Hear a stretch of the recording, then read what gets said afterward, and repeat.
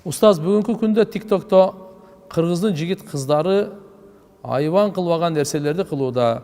Жолук салынганы да, сакал койгону да, жашы карысы да биринен бири өтүп түнү менен түз эфирде отуруп алып, ар кайсыны жасап, оозга алгыс сөздөрдү сүйлөп, ар кандай күнөө иштерди кылып жатышат. Мисалы, кече бирөө унитаздан кружкага суу алып ичти. Буга окшогондор толтура санап отурсаң, эсиң ойт, чектен чыгып кетишти. Аларды карап отургандарга гүл ыргытып, колдоп, ошондой эле кылганын колдоп отургандарга насаат айтып коюңузчу. Ушул жактан тапкан акчасы кылган кылыктары үчүн ахиреттеги сурагы кандай болот? Аллаху акбар. Туугандар, ар бир адам ахиретте кылганына толук жооп берет. Ар бир адам. Мынал соц тармак, өзгөчө TikTok бар го, нак шайтандын куралы. Ушул аркылуу биздин маданиятыбызды дагы, кулк мүнөзүбүздү дагы, ибадатыбызды дагы, ыйманыбызды дагы, динибизди дагы, элибизди дагы, ахиретибизди дагы талкалап атат да. Ошого азгырылып кирип кеткендер, аркасынан туруп алып кол чаап тургандар бардыгы кыямат күнү жооп берет. Бардыгы бирдей күнөө алат. TikTok'ту эмне кыласың көрүбө? Ошончо адам көрүп, бөлүшүп, сөйлөшүп, дагы бир балекет азыр дагы мен түшүнбөйм, өзү TikTok'ту өзүм мындай эмен эле. Айтып сурап, бана балдар ошо өткөндөн бери, качан бир жума 10 күндөн бери ушул токтобойт да. Туугандар, караңыздар, ар бирибиз өзүбүзгө жооп беребиз, үй бүлөбүзгө жооп беребиз. Бала чакаңызды контролдоңуз. Сизден ишеле карындаштарыңыз бар, эжелериңиз бар, контролдоңуз, карабасын, кирбесин, азгырылмасын. Чоң кишилер, мына акыл эстүү эле адамдар ушуга азгырылып кетип аткандан кийин, туугандар, бул арам нерсечи, акыбетичи жаман болот. Алланын азабын чакырат. Ушундай бир ооруга чалдыгат, бунун өлүгү чочкон өлүгүндөй болуп калышы мүмкүн. Чочкон өлүгүндөй болуп калышы мүмкүн. Кудайдан корк, Кудайдан корк, Алладан корк. Арам нерселер ташта. Андай болбойт. Мен биз ошо бирөө арам ошо болот. Ошону арамды тамашалап аткан адамдарга таң каласың да. Көрсө ошого мен сураштырсам, акча дагы берилет турбайбы? Акча дагы берилет экен. Какой-то бир акча мененчи. Эмне кыласың, ошону сен көрбөй эле кой.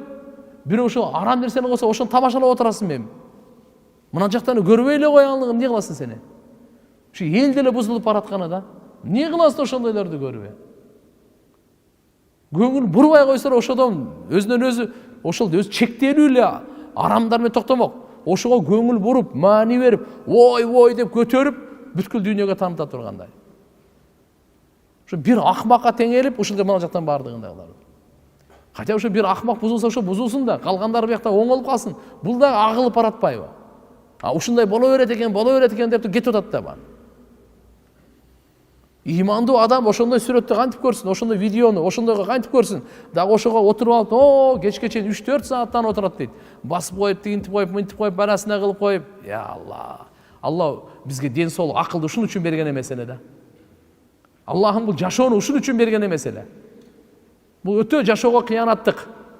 Алла берген жашоого, күн сайын берип аткан жашоого чоң кыянаттык. Алла берген акылга, Алла берген ислам динге өтө чоң кыянаттык, туугандар. Ошон үчүн ар бирибиз өзүбүздү сактайлы, бала чакабызды сактайлы. Эскертүүнү берели бала чакага. Текшерип коелу, көзөмөлдөп турайлы. Досу ким, эмнени карап атат, эмнени окуп атат. Чөйрөлөрүбүзгө бирибизге айтайлы. Вообще көңүл бурба, караба. Өчүрө алган болсо өчүрө алат, өчүрө ала жаап салса жакшы болмок кандай? Жаaba күчү жетеби, жетпейби? Бирок караңыз, сиздин ыйманыңыз алдырып атасыз, уурдаттырып атасыз, алсыратып атасыз, көзүңүздү арамга толтуруп атасыз, кулагыңызды арамга толтуруп, ушул ойдон кабырга барсаңыз эмне болот? Ушудан арамды толтуруп алып кабырга кирсеңиз кандай болот? Сизге эч ким жардам бербей турган, жакшы амалыңыздан башка сизге эч ким күйбөй турган ошондой күндү эстеп коюңуз, ал жакын эле, узак эмес. Өтө көп көппөш керек. Через чөтө тоңмой болуп кетпеш керек. Бир сынасын, жаралганыңа пушайман жейсиң. Bu dünyaya gelgenine pişayman дейсің. Ошо кичине ойнонуп койбойбу эле ушунчалык азгыруу шайтандыкы күчтүү караңыз. Ата энеси бар бир туугандары болсо керек, бала чакасы болсо керек, достору болсо керек, эжелери болсо керек, айшенелери, аяш аталары болсо керек, кошуна тууган урук деген болсо керек. Датоо ме ушунчалык азгырылган, эмне кылын билбей аткан мынакей караң. Нак өзүн дозоктун отуна даярдап аткан. Тили менен баланча сүйлөй бербейбиз. Дагы мага айтатындай, анча сакалы анан жолук. Сакал жолук мындай коюп коелу. Туган кеп сакал жолукта эмес. Кеп инсандыкта. Сакалы капырларда деле бар. Христиандарда католиктер толуктура. Америкасын чекеден эле баары сакал койгондар да бар. Сакалды кичине эгерде мусулман койдубу, ошонун урматын кылыш керек. Пайгамбарыбыз саллаллаху алейхи ва салламдын сүннөтүн жүзүңө коюп алып, анан арам кылган нерсе булар болбойт. Пайгамбарыбыз айткан ошо жолукту карагандан кийин ошо сый урмат кылып коюш керек. Ритуалдарын, атрибут, мондай мисалы белгилери исламды кичине барктай жүрүш керек туугандар. Ошон үчүн иншалла аларга да Алла таалам хидаят берсин. Аларга хидаят берсин, башка эч нерсе кыла албайбыз. Бирок ошону да ошол туугандар, ата-энелери, жакындары кичине карап туруп ортого салып алып койбойбу? Анан мамлекеттин деле күчү бар. Ошону карап туруп мына окшогон вирустарды сразу токтотпосо, бул вирус тез жугат эртеге бузулган коомдон келечекте эч кандай үмүт жок. Сен 100 этажды не бас көрөп кылсаң дагы талкананып калат бул туугандар. Бир күндө талкананып калат. Ошон үчүн мындай альхамдулилlah укуктуу мамлекетте жашап атабыз. Мындай абийирсиздиктерге бир чек кое турган учурлар, мыйзамдар болуш керек да. Ушундай абийирсиздиктерди көрсөтпөй тургандар. Сураштырдым балдарды, өздөрү айтып берип атат. Кытай чыгарган дейт, даже ошол Кытайдын да өзүндө ошону көрсөткөнгө запрет экен. Жок экен мындай. Башкалар уулана берсин, башкалар бузула берсин, талкалана берсин, бири-бирин жеп жок боло берсин, биз калайлы деген ойдо экен. Кудай билет кандай, ким кандай айтырса дагы. Бирок бизде деле акыл бар да. Арак бекер берсе эле барып иче бериш керекпи? Чечин десе чечине бериппи? Ур десе урат экен, бул жактан күлөт экен. Ушул жерден ишке карап ойлонбойбу ушулар? Өтө жаман нерселерге болот. Чын жүрөктөн ооруй турган.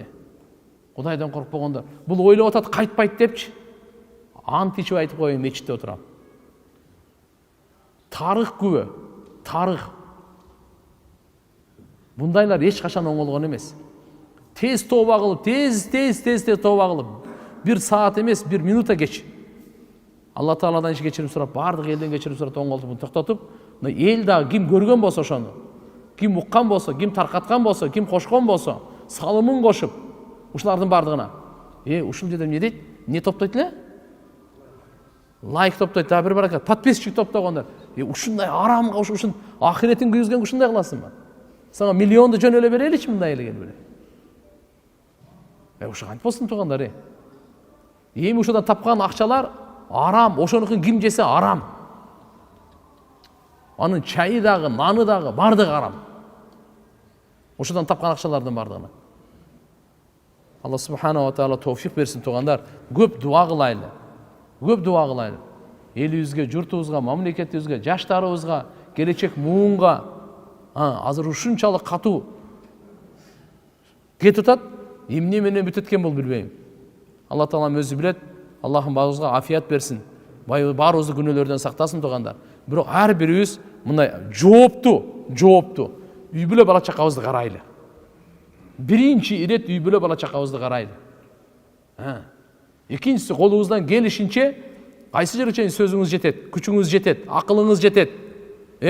Ошого сөзсүз ошол жакта да кармайт эле. Айтпай койсо болбойт. Айтышыбыз керек аны карап. Анан кийин ошо TikTok баланы көрбөй эле койгулачы анан не? Карабай эле коюп, эмне болду? Ошонусу жокто жашоо токтоп калабы эле. Куранга алек болойлу, зикирге, дуага алек болойлу, билимге алек болойлу. Ал баары бир алдайт экен да. Кичине пайдалуу нерсесинсе жок, пайдалуу нерсе деген совсем жок эле экен да жерде. Көп болсо иншалла 1-2 пайдалуу, 98 зыян экен да. Бирден болсо бирден бул Алла менен жогору жакта байланышы болбосо, я Алла. Ал жөн алып кетет экен да бул жагынан. Алла таалам иншалла баарыбызды өзү сактасын.